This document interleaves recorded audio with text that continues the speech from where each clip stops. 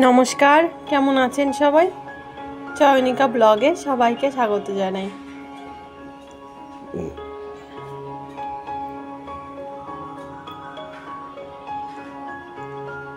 শরৎ এসে গেছে আর শিউলির ফুলগুলোও কি সুন্দর ফুটেছে। এদিকে পুজোর প্যান্ডেল গড়ার কাজও প্রায় শেষের দিকে। অনেকদিন বাদে আজকে একটু বাজার করতে বেরিয়েছিলাম প্রেস কোয়ার্টারের দিকটায়। এদিকের বাজারটায় সবজি বাজার, মাছ বাজার বেশ ভালোই বসে, তবে মাছ বাজারের তুলনায় সবজি বাজারটাই দেখি খুব সুন্দর বসে। খুব সুন্দর তাজা তাজা শাক পাতা, সবজি, ফুল সব কিছুই পাওয়া যায় এখানটায়। বাজারের মধ্যে ঘুরতে ঘুরতে বাজারের পাশে মন্দিরটাতেও একটু ঢুকে পড়লাম।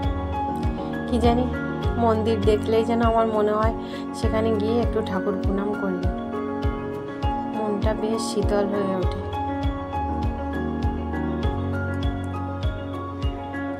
মন্দিরটা এরকম খোলাই থাকে, তবে বেশিরভাগ সময় এইখানে দেখি হিন্দুস্তানিদের আগমন থাকে।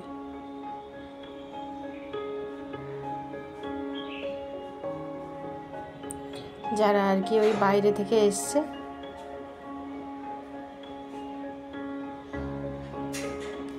একটু বাংলা ভাষা নয়, আলাদা ভাষায় কথা বলে আর মাইকে গান করে যখন ওরা ঠাকুর পুজোটা করে। প্রায় সপ্তাহে এক একদিন করে অনেকগুলো হিন্দুস্তানি মহিলারা এসে এইখানে দেখি ঠাকুর পুজো করে।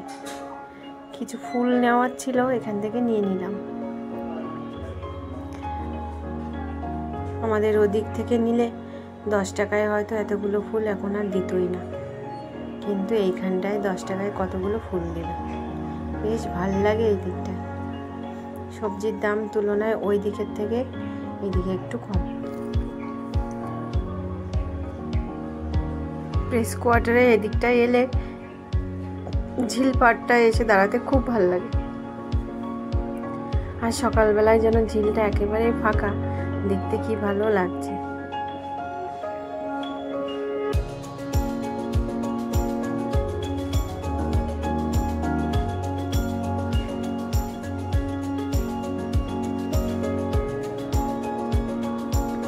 ঝিলের পাড় দিয়ে মাঝে একটু ভেতরের দিকে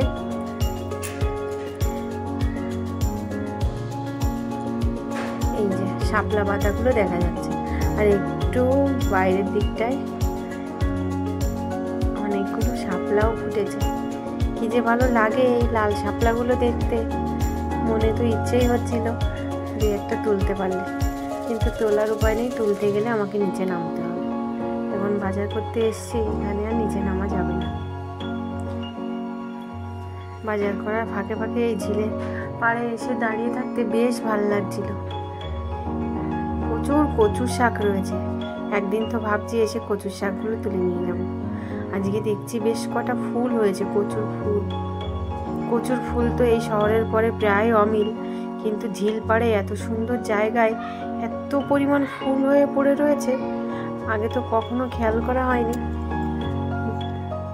ফুল দেখে আর লোভ সামলাতেও পারলাম না, তাই হাতের কাছে যে কটা পেলাম তুলে নিয়ে বেরিয়ে পড়লাম। এদিকে দেখছি অনেক শাক পাতাও রয়েছে, বেশ ভালো ঘ্যাটকোল দেখা যাচ্ছে।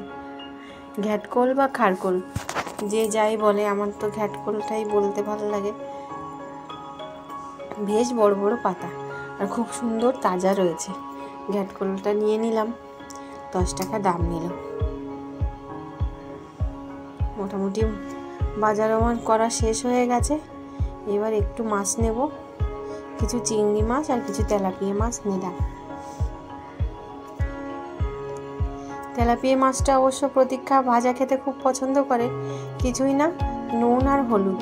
তবে মাছের গায়ে এইরকম কাচিয়ে দিলে বা একটু কেটে কেটে চিড়ে চিড়ে দিলে মাছ ভাজাটা বেশ সুন্দর হয়, ভেতরে ভাজাটা বেশ ভালো মচমচে হয়। মেয়েটা খেতেও খুব পছন্দ করে, তাই যে মাছটা সব থেকে বড় ওইটাই ওর জন্য নিলাম। আর ও যখন মাছ ভাজাটা খাবে সেই সুবাদে প্রমিসকেও একটু দেবে। প্রমিস তো এমনি সময় একদমই মাছ খেতে পছন্দ করে না, একটু হালকা গন্ধরাজ লেবুর রস হালকা নুন মাখিয়ে প্রমিসকে দেয়, এই 1 টুকরো 2 টুকরো করে খায়।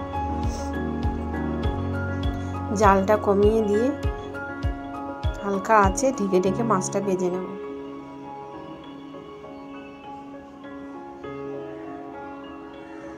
আর এই যে মাছগুলো রয়েছে 4 পিস মাছ, এই দিয়ে মাছের ঝোল করব আজকে।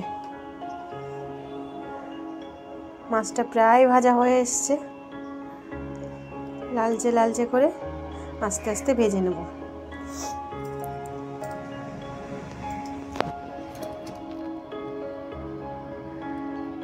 আর ভাজবো না, অনেকটাই ভাজা হয়ে গেছে। এইবার বাকি মাছগুলো ঝোল করব, তো আগে নুন হলুদ মেখে রাখবো।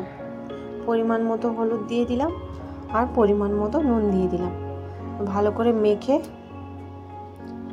তারপর ওই মাছগুলো দিয়ে মাছের ঝোল হবে। আর এদিকে বাটা মশলা থাকবে।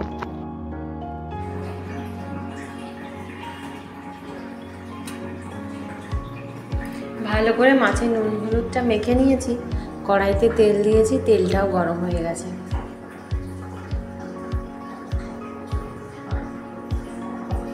আস্তে আস্তে মাছগুলো ভেজে নেব। তবে আজকে মাছটা খুব বেশি ভাজবো না, সামান্য কড়াইতে দিলাম, একবার শুধু উল্টে পাল্টে নেব।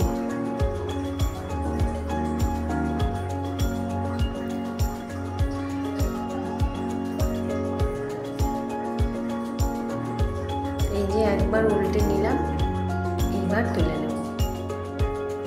একদমই ভাজা ভাজা হবে না, হালকা ভাজা নেব।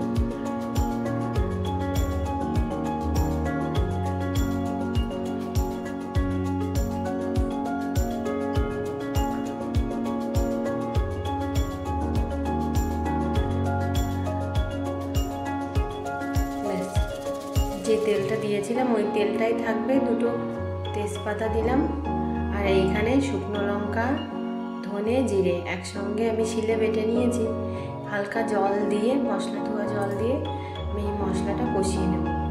পরিমাণ মতো নুন দিলাম আর পরিমাণ মতো হলুদ দেব, দিয়ে সুন্দর করে কষিয়ে নেব।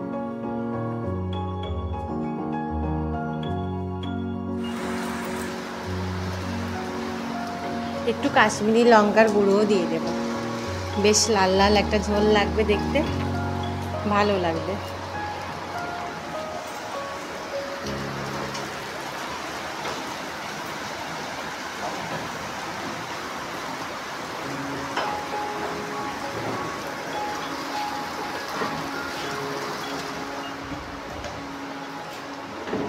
ভালো করে মশলাটা কষিয়েও নিয়েছি, এবার জল দিয়ে দিলাম।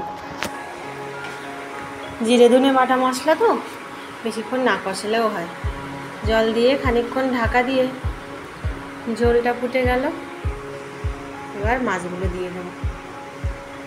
বেশি ঝোল রাখিনি, মাছটাই শুধু মাছেরই জাল হবে তো, এইটুকু ঝোলেই হয়ে যাবে। আর এই মাছের ঝোলে বেশি ঝোলও হবে না, গা মাখা মাখা ঝোল হবে, ভালো লাগবে খেতে। এবার ঢাকা দিয়ে দেবো আবার।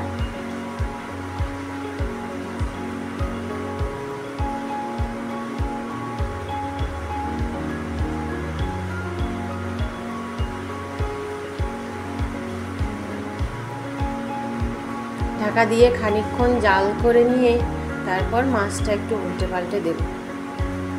ঝোলটা প্রায় নামানোর মতো হয়ে গেছে। মাছের 2 ধারে ভালো করে জাল লাগবে, ভালো করে উল্টে পাল্টে নেব।